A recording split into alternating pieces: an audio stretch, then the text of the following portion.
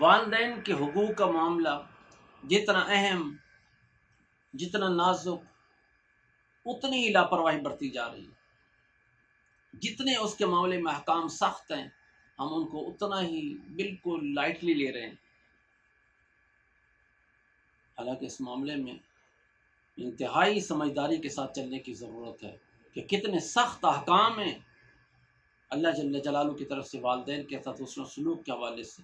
اللہ جل جلالہ قرآن مجید میں فرماتے ہیں اما یبلغن عندک الکبر احدهما او کلاهما فلا تقل لهما اف ولا تنهرهما، یہاں تک کہ والدین کے ساتھ اگر کوئی ان کی طرف سے ناگواری کی بات ہو جائے جو پسند نہ آ رہی ہو، اس پر اف تک کہنے کی بھی اجازت نہیں ہے، ولا تنہرہما، ان کو جھڑکنے کی اجازت نہیں ہے، وَاخْفِضْ لَهُمَا جَنَاحَ الذُّلِّ، ان کے ساتھ اپنے آپ کو جھکا کر رکھنے کی ضرورت ہے، وَقُلْ رَبِّ ارْحَمْهُمَا كَمَا رَبَّيَانِي صَغِيرًا، اور ان کے لیے دعا میں لگنے کی ضرورت ہے کہ ان کے لیے دعا کرتے رہیں۔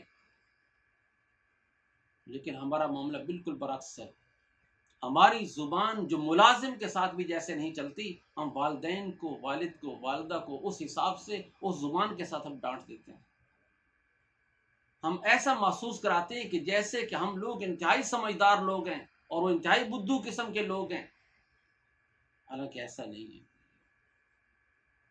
اللہ جل جلالہ نے قطعاً اس کی اجازت نہیں دی۔ ہماری سمجھداریاں، ہماری چالاکیاں، ہماری تیزیاں اپنی جگہ پر، لیکن والدین کا جہاں تک حسن و سلوک اور ان کے ساتھ ادب کے ساتھ پیش آنا ہے، اس کے احکام انتہائی سخت ہیں۔ اللہ جل جلالہ نے والدین کی رضامندی کے ساتھ اپنی رضامندی کو جوڑا ہے اور ان کی ناراضگی کے ساتھ اپنی ناراضگی کو جوڑا ہے، تو فرمایا کہ والد کی رضامندی کے ساتھ اللہ کی رضامندی ہے، وسخط الرب فی سخط الوالد، اور والد کی ناراضگی کے اندر اللہ جل جلالہ کی ناراضگی ہے۔ امام الانبیاء صلی اللہ علیہ وسلم سے کسی صحابی نے پوچھا اللہ کے رسول اگرچہ والدین ظالم ہوں پھر بھی؟ فرمایا ہاں، اگرچہ ظالم ہوں تب بھی ان کو راضی کرنا ہے۔ آپ کتنا نازک معاملہ ہے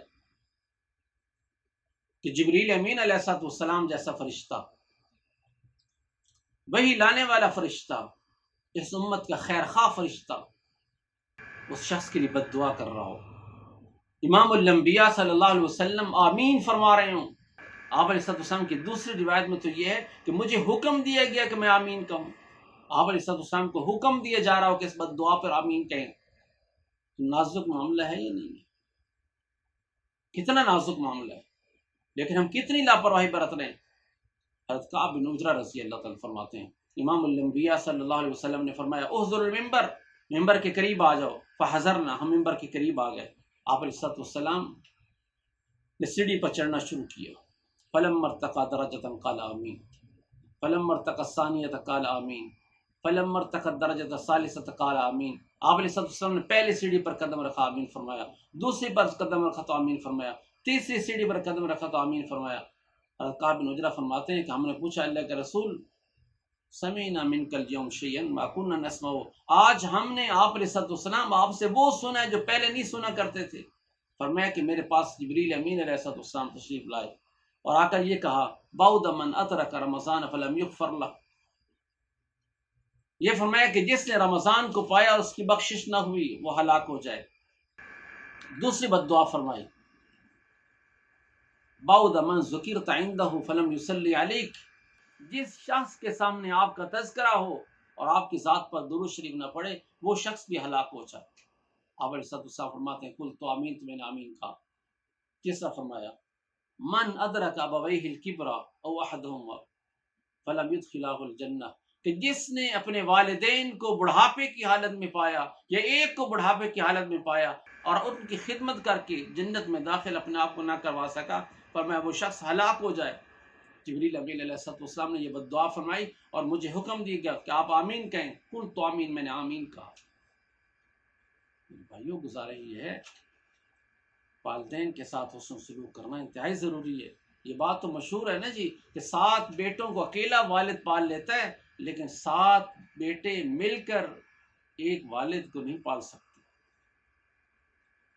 اکیلے والد نے 7 بچوں کی پرورش کی ہوتی ہے، لیکن 7 بچے مل کر ایک والد کا خراجات نہیں اٹھا سکتے۔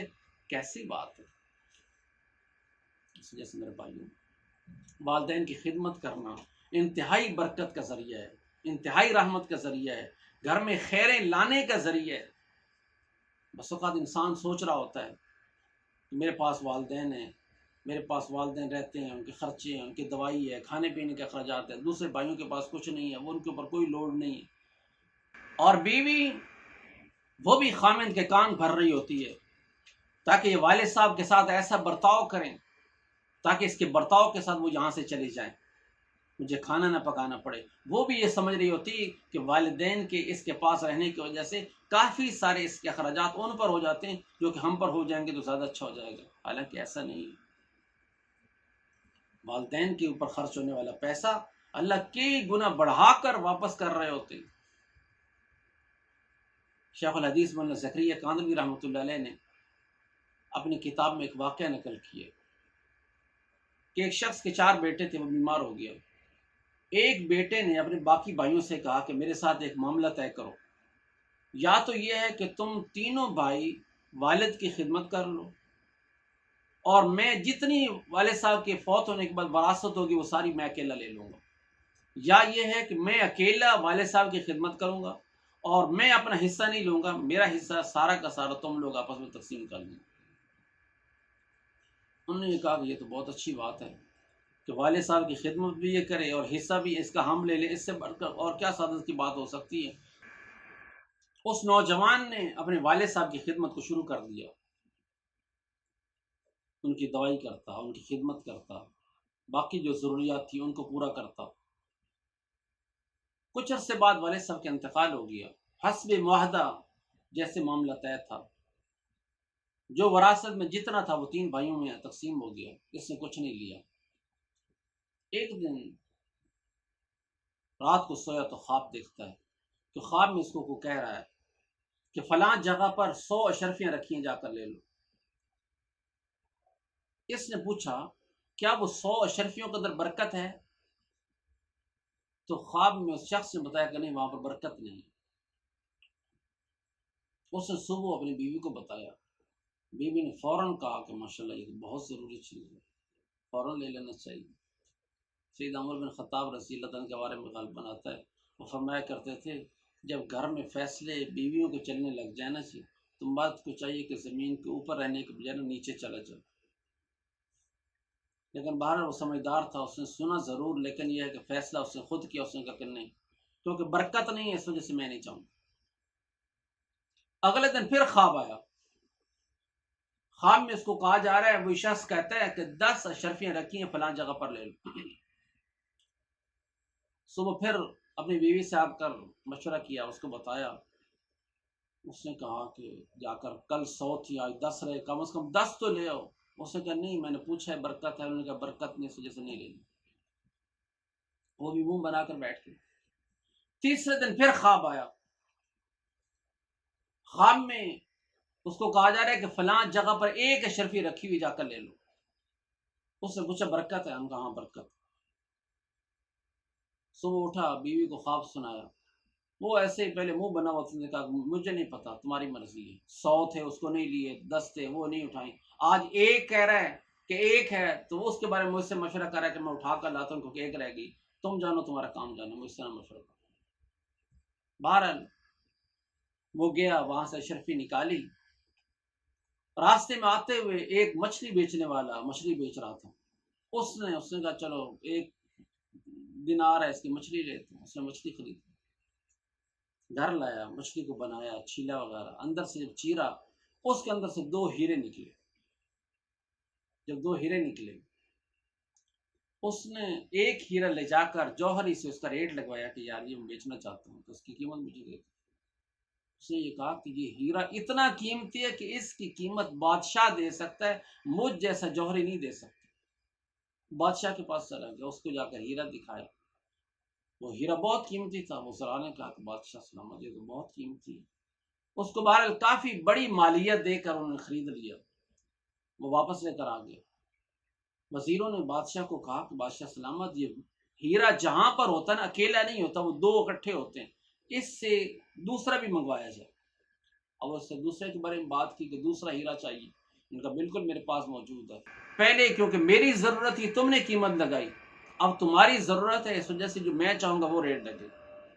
مولانا شیخ الحدیث زکریا کاندلی رحمۃ اللہ لکھا ہے بادشاہ نے اس نوجوان کو 90 کھچر سونے کے لاد کر دیے اس خدمت گزار کو، اور وہ لے کر آیا. جیسے میرے بھائیوں گزارش یہ ہے، والدین کی خدمت پر اللہ جل جلالہ رحمتوں کے دروازے کھول دیتے ہیں. اس وجہ سے یہ ایسا مقام ہوتا ہے جس پر دل کھول کر لگایا جائے. اور پھر یہ نہیں کہ زندگی کے اندر صرف والدین کے ساتھ حسن سلوک کرنا ہوتا ہے، نہیں، بلکہ والدین کے اس دنیا سے چلے جانے کے بعد پھر بھی ان کو یاد رکھنا ہوتا ہے، پھر بھی ان کے ساتھ حسن سلوک کرنا ہوتا ہے.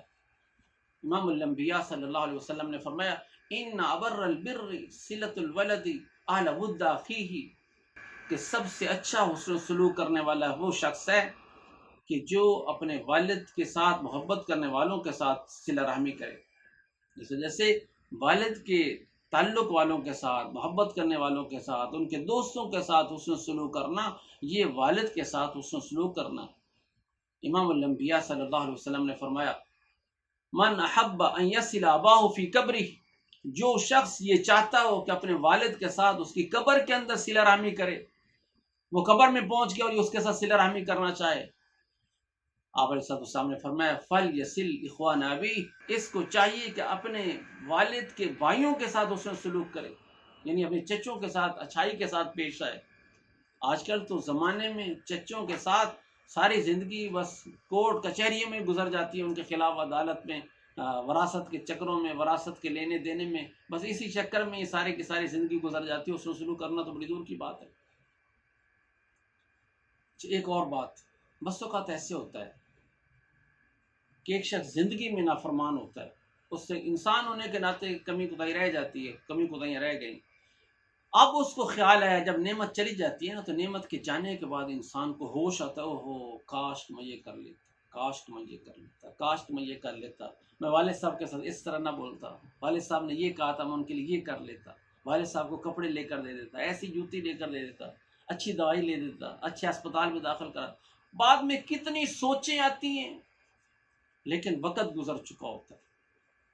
بس اوقات ایسے ہوتا ہے کہ نافرمانی میں وقت گزرا ہوتا ہے، لیکن بعد میں ہوش آتا ہے کہ اب میں کیا کروں. امام الانبیاء صلی اللہ علیہ وسلم نے فرمایا جس شخص نے اپنے والدین کو پایا یا ایک کو پایا جو فوت ہو چکے ہیں، اور فرمایا وَأَنَّهُ لَهُمَا لَعَاقٌ، اور یہ زندگی میں ان دونوں کے لیے نافرمان تھا، فَلَا يَزَالُ يَدْعُو لَهُمَا وَيَسْتَغْفِرُ لَهُمَا حَتَّى يَكْتُبَهُ اللَّهُ بَارٍ، اور یہ مسلسل ان کے لیے دعا کرتا رہتا ہے، استغفار کرتا رہتا ہے، جہاں تک کہ اللہ جل جلالہ اس کے دعا کرنے کی وجہ سے مسلسل اور اس کے استغفار کرنے کی وجہ سے مسلسل اپنے والدین کے لیے اللہ جل جلالہ اس کو فرمانبردار لکھ دیتے ہیں. اس وجہ سے والدین کے جانے کے بعد ان کے لیے دعا کرنا، اصال ثواب کرنا، یہ ان کا حق ہے ان کے جانے کے بعد. اس وجہ سے کہ جانے کے بعد انسان بڑی ضرورت محسوس کرتا ہے. امام الانبیاء صلی اللہ علیہ وسلم نے فرمایا جب ایک آدمی قبر میں پہنچتا ہے یہاں سے جانے کے بعد، وہ اتنا زیادہ ضرورت مند ہوتا ہے جیسے ایک پانی میں ڈوبنے والا شخص ضرورت مند ہوتا ہے کہ کہیں ادھر سے کوئی بچانے والا آ جائے، کوئی ادھر سے بچانے والا آ جائے، کوئی ادھر سے بچانے والا آ جائے. آپ علیہ السلام نے فرمایا جب اس کو اس کے والد کی طرف سے یا کسی اور عزیز و اقربا کی طرف سے دعا پہنچتی ہے تو وہ دعا اس کے لیے دونوں جہان سے زیادہ قیمتی ہوتی ہے. اس وجہ سے میرے بھائیوں ہماری ان کے لیے دعائیں یہ بڑی قیمتی چیز ہے، ان کی ضروریات جو وہاں کی ان کو پورا کرنے کا ذریعہ بنے گی. اس وجہ سے فرما بردار اولاد وہی ہوتی ہے جو زندگی میں بھی فرما برداری کرے، حسن و سلوک کرے، اور جانے کے بعد بھی والدین کو نہ بھولے اور ان کا خیال رکھے. اللہ جل جلالہ مجھے اور آپ کو زندگی میں بھی والدین کے ساتھ حسن و سلوک کرنے والا بنائے، اور ان کے جانے کے بعد بھی ان کے ساتھ حسن و سلوک کرنے والا بنائے.